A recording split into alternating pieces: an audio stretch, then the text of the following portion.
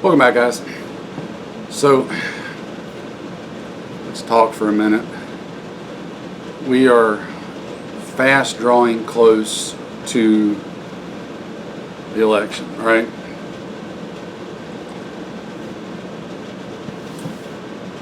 There's a lot going on.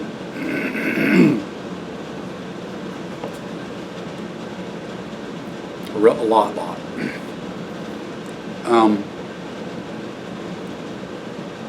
I'm sure most of you are following the news, hopefully from more than just the mainstream media. We are, dare I say, at a historic point in time. I mean, every election is important, but this one by far seems to be like the most important in my lifetime. And important due to the ramifications of who wins and who loses. There's a lot going on right now. And I want to throw some things out there. This is just going to kind of be a rambling discussion, sip your coffee and listen video, right?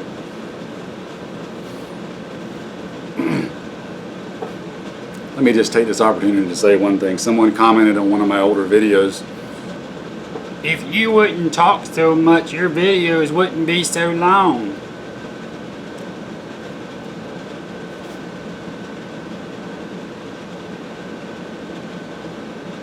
That's all I got to say about that.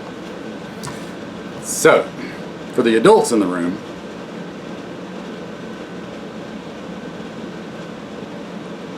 I don't want to preach into the choir, but keep your head wrapped around everything that's going on right now. Personally, I think we are in a lose-lose situation. If President Trump wins, Antifa, Revcom, etc., a pox be upon them all, have already stated they're going to go bat crap crazy. More so than they already are and do. Because the mainstream media, the talking heads, the pundits, have all fed into the narrative, on top of what these nut jobs already believe, that there's no way President Trump can win, that if he wins, then it will be because he cheated and stole the election, it'll be a coup, and they must take to the streets and burn everything down. So, they've showed you their hand, they've showed you their play. I think they've done it intentionally, because I think they feel like Trump's not going to win, and maybe by a sizable margin. So this is their way of ginning up their base, especially when they keep pushing all the polls that are saying that Biden's leading. You know, all the polls where they poll 100 people in a hardcore liberal Democrat area, and 95 out of the 100 say they're voting for Biden, you know, those polls. And then they use those as justification to ramp up the useful idiots, because they think because of all those polling numbers that there's no way Trump can win without stealing and cheating. It's also classic projection by the SOCOMs of them accusing others of doing exactly what they're usually doing themselves. But by doing all that, you gotta remember, we're talking about the useful idiots here. That's who they're talking to. The ones that aren't thinking with the 2 brain cells God gave them to begin with. So in their minds, if Trump wins, the only explanation is because he cheated and stole it, and therefore that's justification to, you know, rape, pillage, loot, plunder, burn, etc. And sadly, that's actually a reality that we have to be ready for and prepared for. It's sad, but it's true.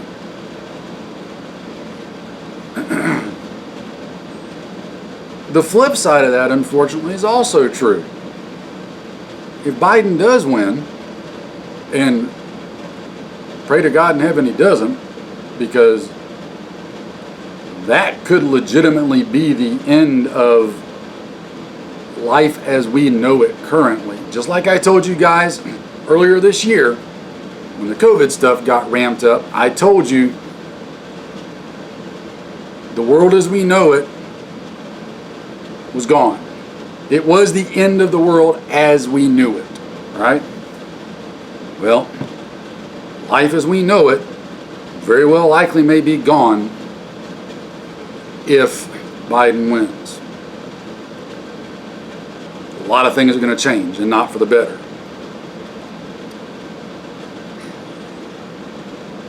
But if he does win, that very well, in these feeble minds of the useful idiots, would be validation to them that everything they've been doing for so many months now works, and they need to do more of it to further what they want, to bring about their communist socialist utopia. So the potential is there, regardless of who wins, for them to get absolutely stupid, which ends up being dangerous for you and I and other sane people. Plan accordingly is all I'm saying.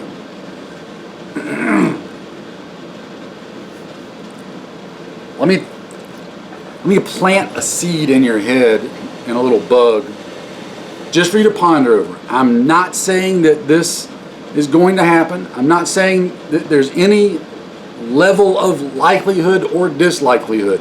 This is simply a put this in your head and ponder it idea.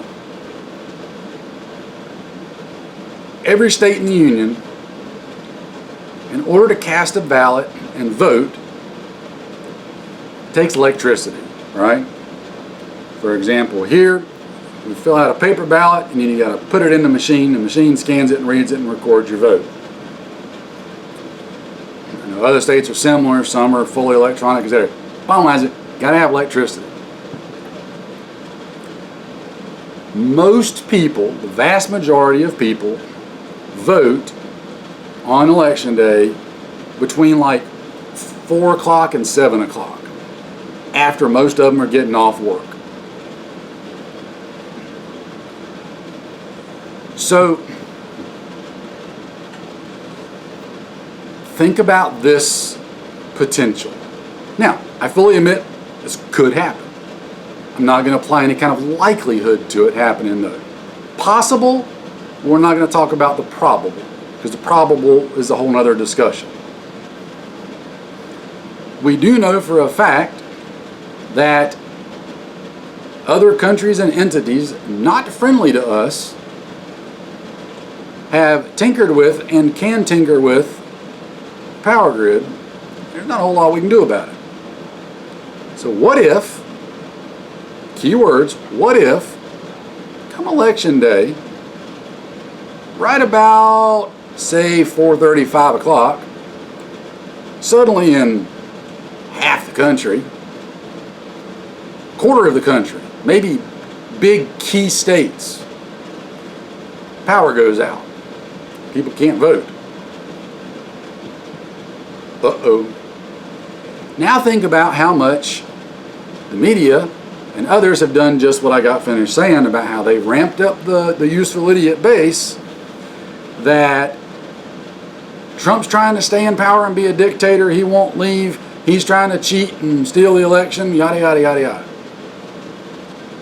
If something like that were to happen, you don't think those people would come out of the woodwork absolutely flipping their lids? All I'm saying is just let that permeate, percolate, and stew in your brain tonight while you're trying to go to bed. That ought to give you some warm and fuzzy dreams thinking about that. Because it is possible. I'm talking about probable, two different words, but it is possible, right? Such a thing could happen. So ponder that. That'll cause you to go through a cup or two.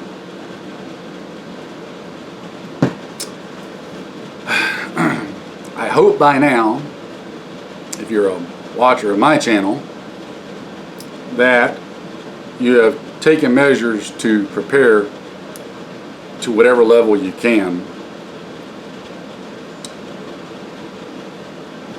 I'm not going to apologize for sounding like a broken record, because I don't think you can say it enough, but you got to have a way of protecting yourself and protecting the things that you've got, i.e.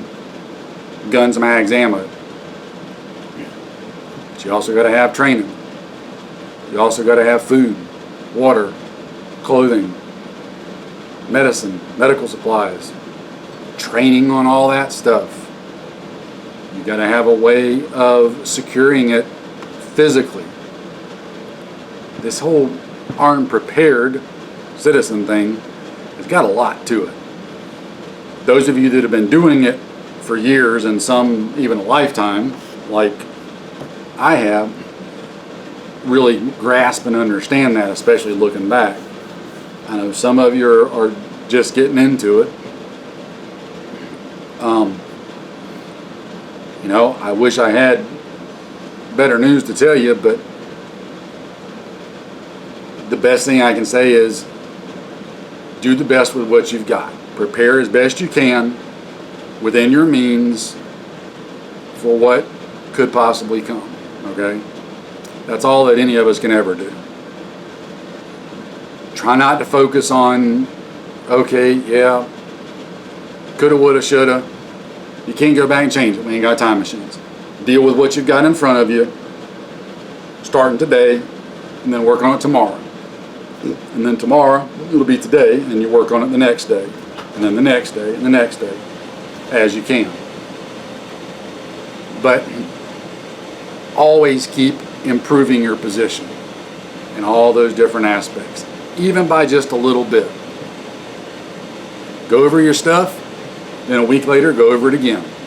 You'd be surprised what you might find that you missed. A really good friend of mine, we were just having a text message conversation over the weekend, and he was going through his stuff, and I know the guy, I know he's squared away, and he even commented, I found a couple little small holes I got to plug. Got to take care of that this week. It happens to all of us, okay? There's always going to be little holes you can find that need pieces plugged into them. So work on that. The firearms and ammo situation doesn't appear to be getting any better anytime soon.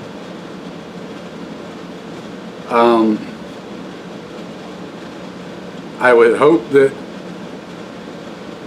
well, I'm just going to be blunt, guys. I'm going to be straight up blunt and honest.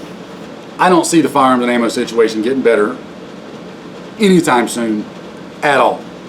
It doesn't matter who wins the election. Because I've heard some folks say, well, you know, maybe after the election things will settle down a little bit. And I don't think so.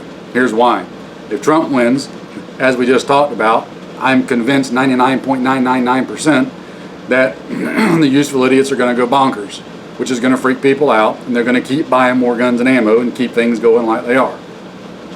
If Biden wins, he's already said him and old Booty Butt Gig, whatever his name is, they're going to try to ban and confiscate everything. That's going to cause people to freak out and keep buying more guns and ammo. The election ain't going to make a difference, I do not believe.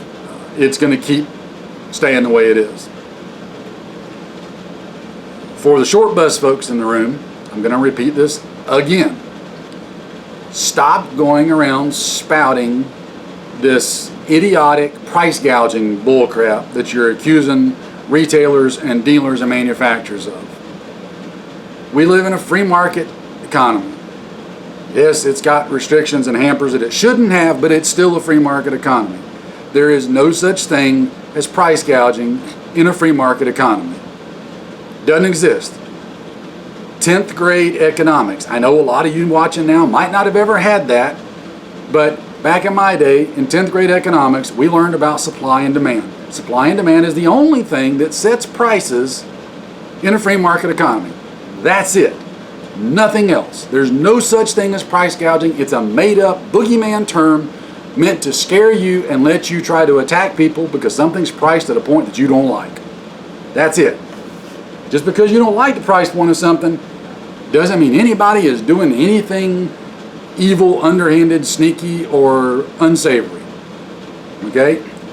If people are willing to pay a price for an item, then the person selling it is fully, morally, and legally within his right to accept whatever somebody else is willing to pay for an item.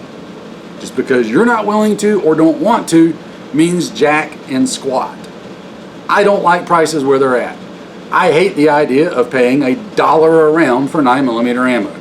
That drives me bonkers. But it's a free market economy. Just because I can't afford it and don't want to pay it doesn't mean that the people with that ammo shouldn't get that based off the supply and demand and what people are willing to pay for it. Okay? Rant over. For now. That one's a hot button with me. So, what else can we jump to here? We're still talking about elections and stuff. Oh, I know what I was going to mention. I've read some stuff and seen some stuff, and again, I'm passing this on to you third hand, so do not quote it as the gospel. I'm sharing it with you as just anecdotal points for you to consider. I have read some stuff and seen some stuff where there are a number of groups, including Antifa, Revcom, BLM, all the other useful idiots, that are planning on a lot of rallies and protesting. I don't know what they're protesting, but protest election night. A lot of their own stuff on their own websites that I've read with my own eyes is telling their people to go vote on November 3rd and then meet up at all these different locations in these different cities for rallies and protests. I don't know if they're going to protest having an election, which most of them are all socialist communists anyway, so they probably don't like having elections, but they're going to protest the results of the election before we get the results of the election. Really? Anyway, be aware of that. Pay attention election night. I can already tell you for me, election night is going to be a long night, and this is probably going to keep getting refilled multiple times. Now,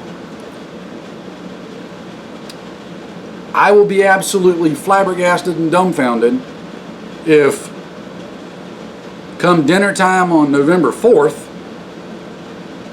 we know who the president is. I don't think it's going to happen. I think it's going to be a little while. And I think the longer it gets drawn out, the worse the potential is going to get for things to happen. Things that you all need to be watching, paying attention to, be ready for. Some of you might be in places where you legitimately have to, oh crap, I got to leave here.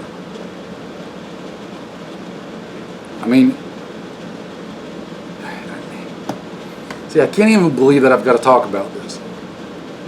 But we are living in a society and situation now in the United States of America where I have to come on here and legitimately and honestly with a straight face tell you, and we have to discuss the fact that on the night of November 3rd, our election night, and days following, there could be people running around major cities chunking Molotov cocktails and burning things to the ground. That is absolutely reprehensible in my mind, and it peeves me off. But I have coffee, so we're okay.